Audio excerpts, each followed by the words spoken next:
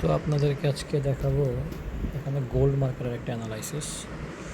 এটা হচ্ছে গোল্ডের একদিনের চার্ট। তো আপনারা দেখতেছেন যে এইখানে গোল্ডের যে লাস্ট রেজিস্ট্যান্স ওইটা হচ্ছে আপনার এই পর্যন্ত, তার মানে 3500। তো গোল্ড কিন্তু এটাকে খুব স্পিডিলি এটাকে ব্রেক করছে, দেখছেন? এটা কিন্তু কোনো মানে নর্মাল ক্যান্ডেল দিয়ে ব্রেক করে নেই, মোটামুটি একটা পাওয়ারফুল ক্যান্ডেল দিয়ে ব্রেক করছে।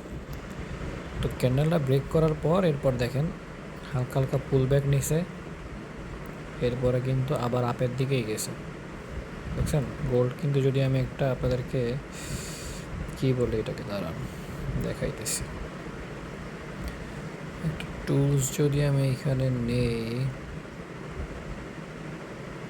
আমার এইখানে লাগবে হচ্ছে কোথায় কোথায়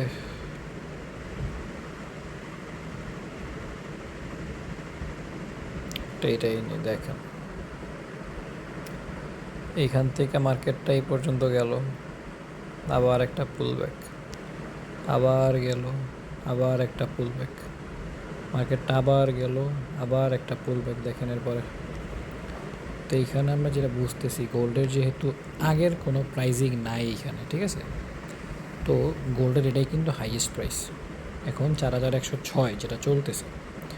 তো আমাদের ক্যালকুলেশন যেটা বলে, মানে মার্কেট অ্যানালাইসিস, তো ওই হিসাবে গোল্ডের নেক্সট মুভ আপনার এই কতদিন হবে, ধরেন 2 সপ্তাহ, 2 সপ্তাহের মধ্যেই গোল্ড এই পর্যন্ত আসার পসিবিলিটি অনেক বেশি। এই যে এই পর্যন্ত 4372, এই পর্যন্ত আসার পসিবিলিটি অনেক বেশি। দেখেন আমি অ্যানালাইসিসটা করছিলাম আরও 3 দিন আগে, যখন রেড ক্যান্ডেলটা ছিল, তো ওইখান থেকে কিন্তু ব্যাক টু ব্যাক 2টা ক্যান্ডেলে আমরা গ্রিন পাইছি।